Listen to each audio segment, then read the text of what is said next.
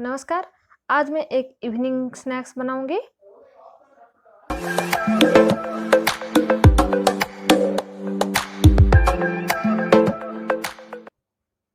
तो चलिए देखते हैं इसको बनाने का तरीका। यहाँ पे मैंने लिया है मुरमुरा। आप जितने लोगों के लिए बना रहे हैं उस हिसाब से लेना है और इसको मैंने पानी में 2-3 पानी में धो लिया है। और इधर मैंने एक कढ़ाई गरम करने के लिए रख दिया है और यहाँ पे 2 टेबलस्पून मैं डालूँगी सोयाबीन ऑयल या फिर आप सनफ्लावर ऑयल ले सकते हैं। इसमें मैं डालूँगी मूँगफली। इसको हम भून लेंगे अच्छे से लगभग 3 से 4 मिनट के लिए। देखिए थोड़ा रोस्ट हो चुका है, इसको अलग से निकाल लेंगे। अभी हम इसमें डालेंगे कटा हुआ प्याज। कटा हुआ प्याज को डाल के अच्छे से थोड़ा-सा सौटे करेंगे, थोड़ा-सा सॉफ्ट होने के लिए छोड़ेंगे इसको लगभग 1-2 मिनट के लिए। अभी हम इसमें डालेंगे कटी हुई हरी मिर्च।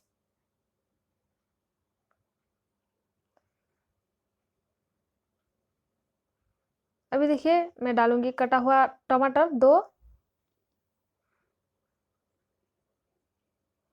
और इसमें हम डालेंगे हल्दी पाउडर और लाल मिर्च पाउडर।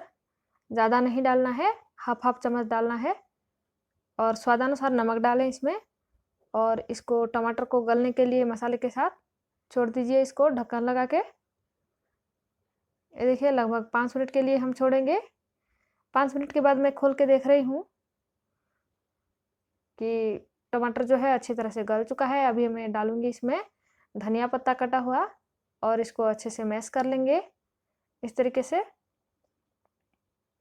अभी हमारा जो धुला हुआ मुरमुरा था इसको डाल देंगे और इसमें लगभग 2 से 3 टेबलस्पून हम डालेंगे पानी और इसको अच्छे से ऐसे सौटे कर लेंगे। इसको जो टमाटर के साथ मिक्स कर लेंगे अच्छे से। ये देखिए मैं मिक्स कर चुकी हूँ। अभी देखिए ये भुना हुआ मूँगफली को डाल के अच्छे से मिक्स कर लेंगे। अभी आपका इवनिंग स्नैक्स जो है रेडी है खाने के लिए। आप चाहे तो ब्रेकफास्ट में बना सकते हैं या फिर इवनिंग स्नैक्स में बना सकते हैं।